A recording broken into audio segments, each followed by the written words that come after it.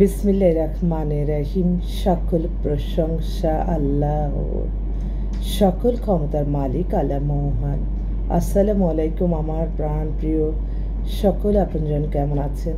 আমি আপনাদেরই সামান্য একজন কান্তা আপা আবারও চলে আসলাম আপনাদের মাঝে অসংখ্য সুখবরের বার্তা দেওয়ার জন্য।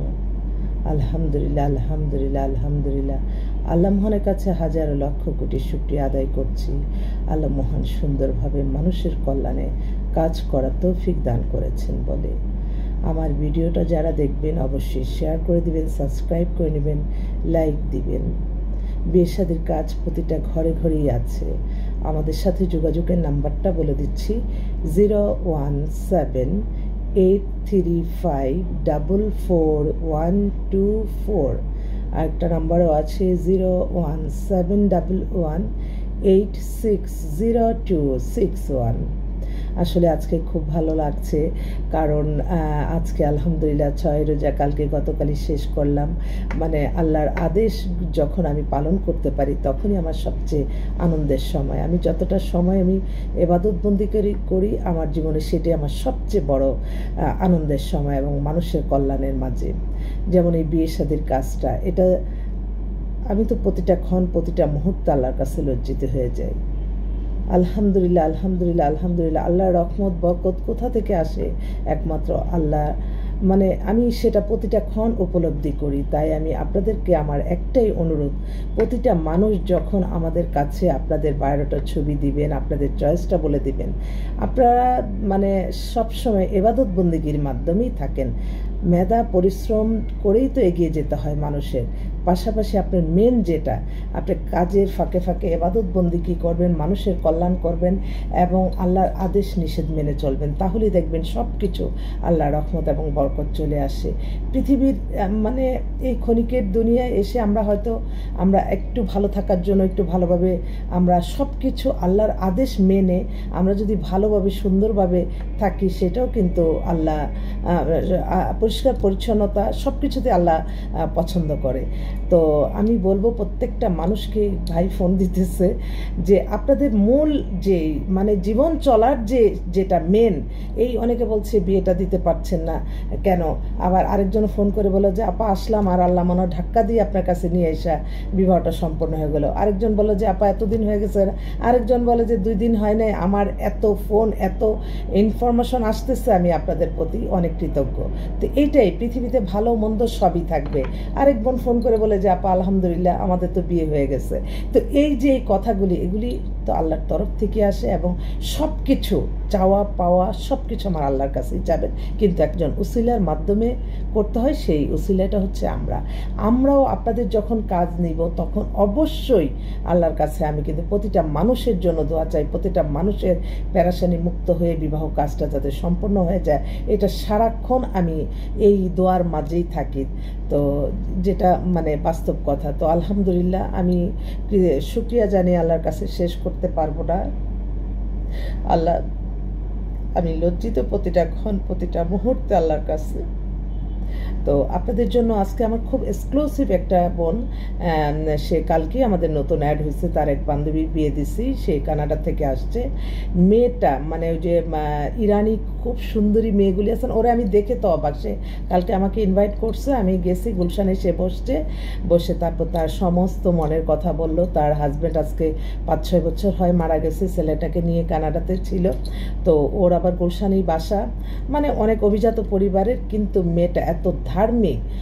সে মানে দেখলে তো আমি প্রথম দেখা যাচ্ছে তুমি বাঙালি বোঝা তো যায় না, একদম ইরানি মেয়েদের মতো 5 ফিট 6 লম্বা, দেখতে অপূর্ব সুন্দর, স্মার্ট, একটু স্বাস্থ্য টাস্থ্য ভালো, মানে সব মিলেয়া। বেশি শুকনা কিন্তু আবার অনেকে আছে ডায়েট করতে করতে একদম। একটা মেয়ে কিন্তু পৃথিবীতে সন্তান জন্ম দেয়, তাই এত স্লিমও কিন্তু চলবে না। হ্যাঁ, যে সব কিছু মিলেই রাখতে হবে, কারণ আপনি যদি এনার্জিটি না থাকে তাহলে আপনি জীবন সংসার কিভাবে করবেন?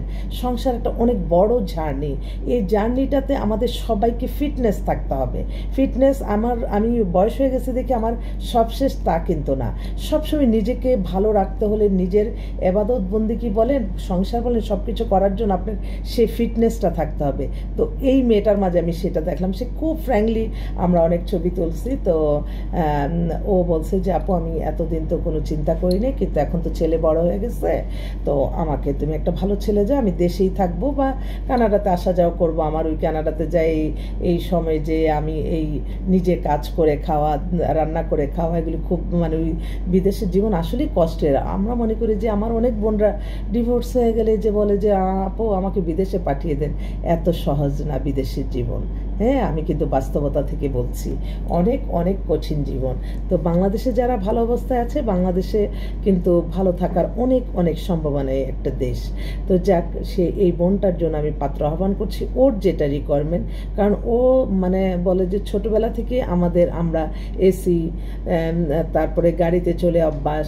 তো তখন তখন এইটাই মনে হয় যে অনেক পাত্রীরা, আমি বলছি যে তোমরা একটু সব পরিবেশে যাতে খাপ খাওয়াতে পারো এরকম পরিবেশ তৈরি করো। তো এই মেয়ে আবার বলছে যে আপা আমি সব পরিবেশে খাবো, কিন্তু একটু স্ট্যান্ডার্ড পাত্র তো লাগবেই। তো ও বলছে ওদের বাসায় মা আর মেয়ে আছে, তো ওদের বাসায় গুলশানেই নিয়ে বলছে যে ভালো পাত্র পেলে আমাদের বাসায় নিয়ে এসো। তো আমার অনেক ভাইরা আছে যাদের ওয়াইফ মারা গেছে, ডিভোর্স হয়েছে, বা সঙ্গত কারণে অনেক অবিবাহিত ছেলেরাও কিন্তু রাজি হয়, সেক্ষেত্রেও তার কোনো আপত্তি নাই। তো অনেক এক্সক্লুসিভ একটা পাত্রী। তো যদি কেউ থাকেন আপনারা যোগাযোগ করেন। আরেক আপা ফোন করছে একটু আগেই, ওনারও মেয়ের 40 হয়ে গেছে, অবিবাহিত। তো আপা বললো যে আমার মেয়ে মাস্টার্স ইউনিভার্সিটির টিচার, আপা আমাকে একটা ভালো ছেলের সন্ধান দেন। আচ্ছা ঠিক আছে, আলহামদুলিল্লাহ। আরেকটা বোন, ও হচ্ছে ওরা পরিবার সহকারে আবুধাবিতে থাকে, সেটেল। মেয়ে পরীর মতো সুন্দরী, অবিবাহিত, 96-এ ডেট অফ বার্থ, দেখতেও খুব সুন্দর। ও লেভেল করে সে ওখানে লেখাপড়া করছে, মাস্টার্স করছে, ওর জন্য একটা ভালো ছেলে চাচ্ছে। আচ্ছা, আরেকটা বোন, ও বিধবা, ও বিসিএস অফিসার, অনেক বড় অফিসারই। ওর বয়সটা হচ্ছে 43, 5 ফিট 4 লম্বা, স্বাস্থ্য একটু ভালো। তো ও আবার বলছে কোনো রাজনীতিবিদ হতে পারে, ব্যবসায়ী হতে পারে, বা আদার্স কোনো যে কোনো মাল্টিনেশনাল কোম্পানি হতে পারে। সব কিছু মিলিয়ে দিল। আমি ধন্যবাদ বোন, তুমি সব কিছু মিলিয়ে যেহেতু বলছো, দেখি আল্লাহ তোমার জন্য কি করে। তো আমার এই বোনদের জন্য আমার যারা ভাইরা আছেন সবাই দোয়া করবেন, কারণ এই বোনগুলি কিন্তু এরা এরকম একটা পজিশনে, প্রত্যেকটা বোন, যে তাদের স্ট্যাটাস সব কিছু মিলে, অনেক শিক্ষা টিকা সব কিছু মিলায়। তো ওই সমস্যাটা হয় যে আমাদের এই মেয়েগুলিকে পছন্দ করে নর্মাল ছেলেরা, তো এই বোনরা আবার নর্মাল ছেলে বিয়ে করবে না, তাদের স্ট্যাটাস লোকে কি বলবে, অনেক কিছু চিন্তা করে। তো এই কারণে কিন্তু বিয়েটা মানে বৈষম্য তৈরি হয়ে যায়। আর সমাজে যখন বিয়েটা সহজ সরলভাবে না হয়, তখনই কিন্তু অন্য অকারেন্স ঘটে। তো সেজন্য বিয়েটাও যাতে একটু সহজ সিম্পলভাবে হয়, এবং প্রত্যেকের জন্য যাতে বিয়েটা ফরজ, এই ফরজ কাজটা যাতে একটু সহজ সরলভাবে হয়ে যায়। আমি তো বলি যাদের কোনো সমস্যা, তাদেরকে আমার দেওয়া লাগবে না, আমার জন্য দোয়া করলেই যথেষ্ট। আল্লাহই আবার ভালোবাসা ফিরিয়ে দেয়। মানে আমি বলি না কখনো নিজের কষ্টের কথাগুলি, অনেক অনেক আছে, কারণ কষ্টের কথা আমি শুধু আমার আল্লাহর কাছেই বলবো। আমার আল্লাহ সব কিছু করবেন, আবার আল্লাহর কাছে আমি বলবো। আমার এই বোনদের জন্য আপনারা সবাই দোয়া করবেন, যাতে এই বোনগুলি কত আশা নিয়ে আমাদের কাছে আসছে, আমার কাছে তাদের আপন অনেক কথা বলে, তখন ওদের জন্য আমি সকলের কাছে দোয়া চাই। আমার মক্কা শরীফ আল্লাহর ঘরে সালামা দোয়া পৌঁছে দিলাম, আমার প্রিয় নবীজির রওজা মোবারকে সালামা দোয়া পৌঁছে দিলাম, আমার আজমির শরীফে যাওয়ার আল্লাহ যাতে তৌফিক দেন, এবং আজমির শরীফে আমার সালামা দোয়া পৌঁছে দিলাম। প্রত্যেকটা পাত্রীদের তাদের পাত্র সুন্দরভাবে পেয়ে যাক, এবং প্রত্যেকটা পাত্র তাদের সুন্দরভাবে পাত্রী পেয়ে যাক। জীবনসঙ্গী নিয়ে জীবন, এই যে একটা বিরাট একটা জার্নিটা যাতে আপনারা সুন্দরভাবে করেন। তো সবাই ভালো থাকবেন, দোয়া করবেন। আল্লাহ নামে কাজ শুরু করলাম, আপনাদের ভালোবাসা দোয়া নিয়ে আমি কাজ শুরু করলাম। আসসালামু আলাইকুম।